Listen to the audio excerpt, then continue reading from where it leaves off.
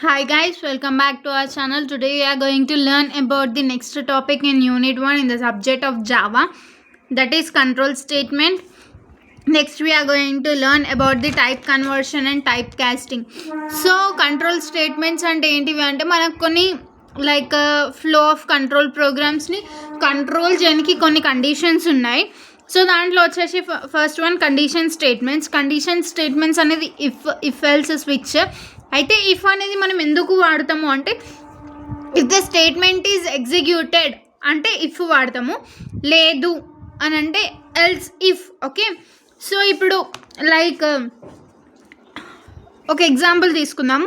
ఇక్కడ ఒక బాడీ అనేది ఉంది, ఇఫ్ అనేది నేను తీసుకున్నాను. సో ఇక్కడ దాకా ఒకవేళ ఇది ఎగ్జిక్యూట్ అయ్యింది అనుకో, let's if will be executed. If అయితే ఏదైతే ఉందో అది ఎగ్జిక్యూట్ అవుతుంది. లేదు ఇది అనేది ఎగ్జిక్యూట్ అవ్వదు అని అనుకుంటే ఎల్స్ ఇఫ్ అనేది మనం వాడతాము. ఎల్స్ ఇఫ్ అనేది వాడితే ఒకవేళ ఈ స్టేట్మెంట్ అనేది ఎగ్జిక్యూట్ అవ్వనప్పుడు ఈ స్టేట్మెంట్ ఎగ్జిక్యూట్ అవుతుంది. లేదు ఈ స్టేట్మెంటే ఎగ్జిక్యూట్ అవ్వదు, ఈ స్టేట్మెంట్ ఎగ్జిక్యూట్ అవుతుంది అన్నప్పుడు ఈ స్టేట్మెంట్ ఎగ్జిక్యూట్ అవ్వకుండా ఈ స్టేట్మెంట్ ఇఫ్ స్టేట్మెంట్ ఏదైతే ఉందో ఆ ఇఫ్ స్టేట్మెంట్ అనేది ఎగ్జిక్యూట్ అవుతుంది. దానికి మనం ఇఫ్ ఎల్స్ అనేది వాడతాం. Next for while do while. For looping కోసము మనం వచ్చేసి ఫర్ వైల్ డూ వైల్ అనేది వాడతాం. నెక్స్ట్ జంప్ స్టేట్మెంట్స్లో బ్రేక్, కంటిన్యూ, రిటర్న్ అంటే ఒక స్టేట్మెంట్ అనేది ఉంది. లైక్ ఇక్కడ మనం ఒక బాడీ అనేది రాసినాం. సో దట్ ఈస్ బ్రేక్ తీసుకొని మనం ఏం చేస్తున్నాం, స్టాప్ చేస్తున్నాం. లేదు మనం ఇంకొకటి రాస్తున్నాం బ్రేక్, ఇక్కడ కంటిన్యూ అనేది ఇస్తాము. ఓకే, లేదు మనం ఇక్కడ దాకా రాసి రిటర్న్ అనేది ఇస్తాం. So like this jump statement అనేది ఇట్లా వాడతాము. అండ్ నెక్స్ట్ వన్ వచ్చేసి కండిషనల్ స్టేట్మెంట్స్ అనేది ఇట్లా వాడతాం. In further class let us see example for the condition statements, looping and also the jump statements. Next one వచ్చేసి type conversion and type casting. Type కన్వర్షన్ని మనం ఇంకొక నేమ్ వైడనింగ్ అని కూడా అనొచ్చు. ఓకే, వైడనింగ్ దాన్ని మనం ఇంప్లిసిట్ అని కూడా అనొచ్చు.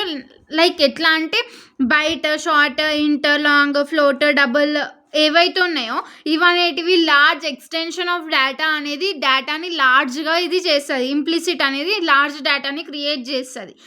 నెక్స్ట్ నారోయింగ్ లేదా ఎక్స్ప్లిసిట్ అంటే డేటా ఏదైతే ఉందో దాన్ని షార్ట్గా చేస్తుంది. So let us see it with the example of the డెఫినేషన్తోని మనం దీన్ని ఇంకా బెటర్గా అండర్స్టాండ్ చేసుకుందాము.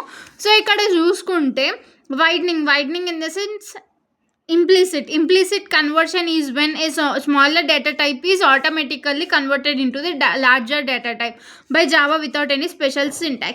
అయితే ఇక్కడ ఏమవుతుంది, ఏదైతే స్మాల్ డేటా ఉందో అది అనేది ఆటోమేటిక్గా లార్జ్ డేటా టైప్కి కన్వర్ట్ అవుతుంది వితౌట్ ఎనీ ఒక స్పెషల్ సింటాక్స్ ఏం వాడకుండా. స్మాలర్ డేటాని మనం లార్జర్ డేటాకి కన్వర్ట్ చేసుకుంటుంది ఆటోమేటిక్గా. అదేంటిది implicit. Next me move for the narrowing in the sense explicit అంటే ఏంటిది అంటే it's create when a large data type is converted into a small data type. This type of conversion must be manually using caste operators because data may be last. అంటే ఇక్కడ ఏమవుతుందంటే so పైన ఇంప్లిసిట్లా data అనేది ఏం loss అవ్వదు. ఇక్కడ వచ్చేసి ఏదైతే లార్జ్ డేటా టైప్ ఉందో మనంతలా మనము మాన్యువల్గా లార్జ్ డేటా టైప్ని స్మాల్ డేటా టైప్స్కి కన్వర్ట్ చేస్తున్నాం ఇక్కడ. ఓకే, లార్జ్ డేటా టైప్స్ ఏవైతే ఉన్నాయో అవి మనం స్మాలర్ డేటా టైప్స్కి మాన్యువల్గా కన్వర్ట్ చేస్తున్నాం. సో ఇక్కడ ఏమవుతుందంటే it may be a chances for the data loss also. Okay, that can be converted by using the cast operators. Like we all know that operators arithmetic, relational ఇట్లా operators ఉన్నాయి కదా, వాటిని use చేసుకొని మనం డేటాని మాన్యువల్గా లార్జ్ డేటాని small డేటాకి convert చేసుకుంటాము. So thanks for your cooperation.